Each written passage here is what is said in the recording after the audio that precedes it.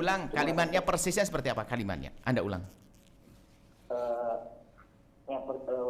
Kalimatnya seperti itu ya, tapi nggak Gimana diulang? Coba diulang persisnya. Takut Anda salah.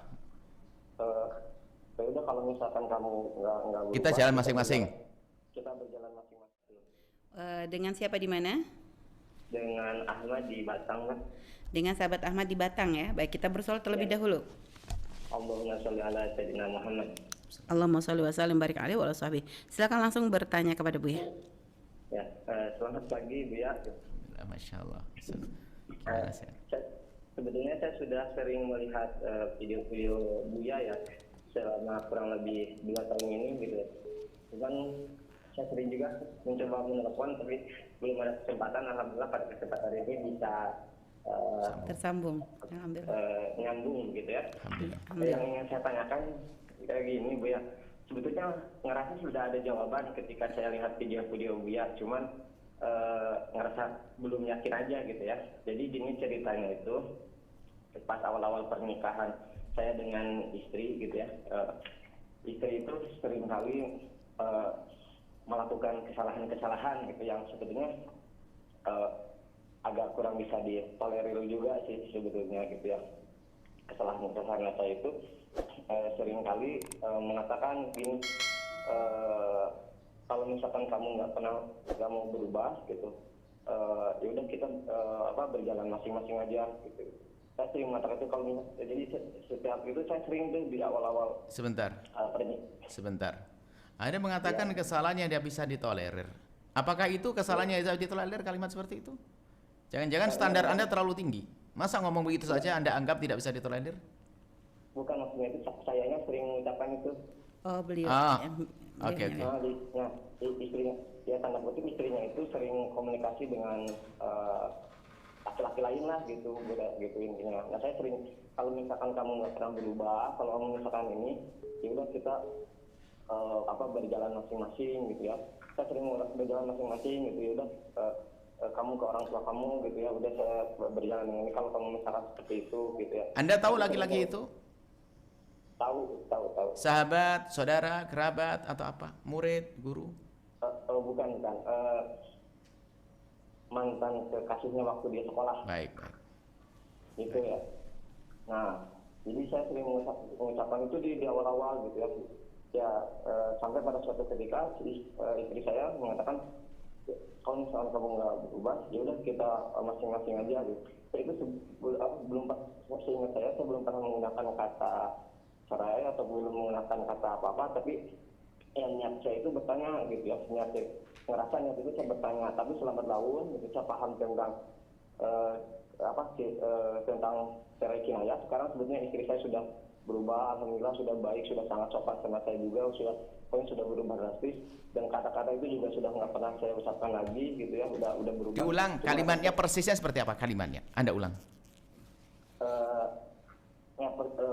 Kalimatnya seperti itu ya, tapi gimana diulang? Coba diulang persisnya. Takut Anda salah. Ya udah kalau misalkan kamu nggak berubah, kita jalan masing-masing. Kita berjalan masing-masing gitu. Baik. Kalau misalkan itu nanti saya akan bicara sama orang tua kamu gitu, paling gitu. Anda juga nggak niat mencerai kan?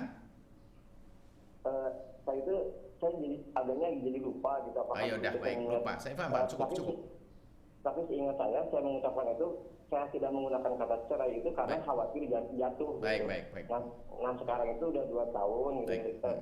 Udah 2 tahun. Nah saya itu menjaga tidak punya anak karena khawatir memang jatuh salah. Jadi sampai saat ini saya dengan istri itu menahan untuk memiliki anak selama 2 tahun itu. Baik.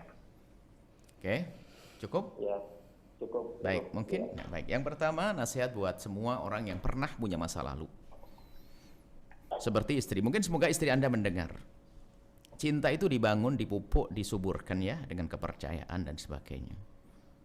Artinya mungkin waktu awal pernikahan cinta itu tidak sebegitu bersinar. Akan tapi bisa dipoles lagi sehingga menjadi. Artinya jangan kita itu membuat sebab cinta itu redup. Nah, yang menjadikan sebab redup diri kita sendiri. Seorang istri menikah dengan seorang laki-laki, dia punya masa lalu. Lah kalau dia masih menyambung dengan orang dulu, itu menjadikan cinta kepada suaminya bisa mungkin redup. Itu bahaya dan itu salah. Adapun masalah hubungan baik bisa saja tetap terjalin. Jadi begini, wanita tersebut kalau punya masa lalu punya kekasih dulu, kalau ingin menjalin karena dia baik dan tidak terjadi apa-apa pun, tidak usah hubungan komunikasi langsung. Biar suaminya saja yang komunikasi sebagai saudara. Jadi yang berkomunikasi adalah mestinya Anda dengan laki-laki tersebut. Kalau laki-laki itu dianggap orang baik dan tidak perlu dimusuhi, tidak perlu ini. Jadi Anda komunikasi menjadi seperti saudara. Yang namanya jatuh cinta mungkin masa lalu karena terkagum-kagum dengan kebaikan istri Anda atau istri kagum karena belum ada tarbiyah lalu pacaran dan sebagainya. Bisa jadi mantannya itu juga baik, Anda baik, istri Anda baik. Ya mungkin nanti besanan malahan. Kan begitu artinya. Tapi komunikasi pribadi itu nggak diperkenankan. Itu bahaya sekali, mengurangi cinta. Biarpun kita ingin lempeng-lempeng, bisa saja masuk tiba-tiba ingat, enggak kamu ingat enggak waktu di kelas F dulu di bangku sini, ingat enggak waktu saya jatuh. Bisa saja tiba-tiba tanpa sadar dibawa kepada kisah-kisah masa lalu. Itu bahaya sekali. Akhirnya redup cinta. Dia sendiri yang redup cintanya, itu dia yang akan redup, rugi. Makanya Al-Quran mengajar qul ibni yaghuddu min absarihim. Kalau kita semakin menjaga mata kita untuk melihat yang haram, baik melihat dengan mata atau melihat dengan hati, maka akan semakin kuat dengan pasangan. Semakin kuat dengan pasangan. Satu ini. Jadi kami himbau kepada siapapun kalau punya kisah masa lalu, kubur itu kisah. Kalau ingin menjalin hubungan baik, tidak harus kita berkomunikasi langsung. Bisa saja yang ngirim duit banyak-banyak untuk anak-anaknya, untuk cucu-cucunya, tanpa harus kita komunikasi pribadi, karena pribadi itu adalah membawa kepada kisah pribadi zaman dulu. Baik, ini yang pertama. Kemudian Anda sudah menemukan istri Anda baik dan subhanallah luar biasa, ada perubahan kepada Anda juga hormat. Anda hargai mereka, hargai dia. Dan semoga istri Anda mendengar suara ini. Semoga istri Anda mendengar suara ini. Hidup indah dalam rumah tangga. Tapi ya, hidup indah. Anda hargai. Kemudian masalah perceraian itu tidak akan terjadi dan segera Anda punya anak. Oh, Anda cuma ngomong begitu kok. Kita jalan masing tidak jauh cerai. Besok insya Allah program kehamilan. Tidak usah ragu tentang ini. Jangan sampai Anda masuk was-was. Siapapun yang berani bertanya kepada saya harus dengar dia. Urusan penyakit was-was ya. Kalau enggak jangan tanya ke saya. Karena percuma saya ngomong panjang lebar nggak berguna nanti. Anda tidak cerai, suami Anda suami istri yang halal, sah, tinggal Anda apa? Tinggal Anda, ayo program. Kalau Anda tidak masuk segera program kehamilan, was-wasnya tumbuh lagi nanti. Ya, jangan ditahan sudah 2 tahun, sayang. Ya, dan hidup harus indah, rumah tangga harus indah, insyaallah. Kemudian juga selanjutnya adalah semua dari kita harus bisa menjaga perasaan pasangan ya. Menjaga perasaan pasangan ya. Nah, kemudian di samping itu mudah memaafkan juga, tidak perlu Anda mendendam, marah dan sebagainya tentang kisah masa lalu istri Anda. Selesai karena sudah menjadi istri. Biar baik-baik semuanya. Ini saja. Baik, Bu ya. Berkaitan tadi melanjut dengan masalah menahan kehamilan, Bu ya. Kalau misalnya ada seorang istri gitu Bu ya, yang memang pernah hamil dan melahirkan terus diberi anak yang mungkin kurang sempurna sehingga butuh penanganan khusus Bu ya. Dan ini suami istri ini udah memang sangat cinta sekali dengan anaknya dan totalitas dalam pengabdian kepada anaknya, dalam merawat anaknya. Hanya setelah itu bertahan berapa tahun terus anak meninggal Bu ya.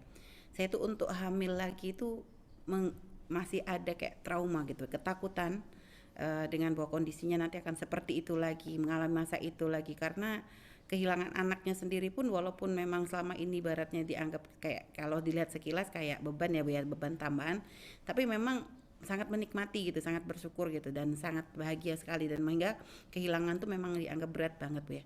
Nah, kalau ada orang yang trauma seperti ini, apakah termasuk dianggap seperti kurang prasangka baik kepada Allah atau seperti apa Bu ya? Ada sakit itu kan ada sakit fisik ya. Iya Bu ya. Ada sakit mental.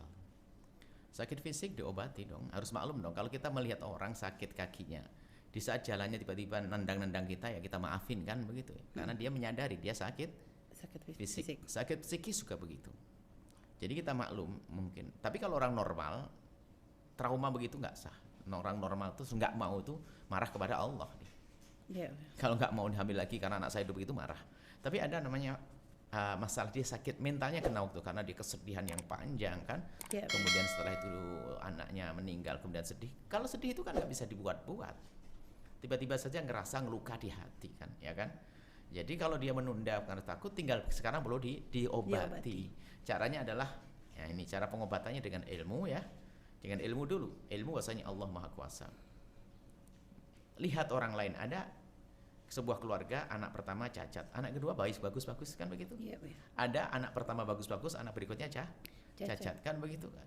Jangan melihat yang anaknya cacat semuanya. Lalu karena cacat pasti berikutnya adalah itu suudzon kepada Allah. Ada orang nggak punya keluarga cacat, anaknya cacat, ada. Sebetulnya semua itu ada kisahnya di akhirat nanti. Ada seorang ibu diberi anak cacat dengan kekurangan, dia sabar tabah, sebetulnya itu adalah tabungan untuk berjaya di akhirat nanti. Hidup kita bukan hanya sebatas di dunia. Maka bagi siapapun yang punya masalah seperti itu tadi, hendaknya menata hatinya.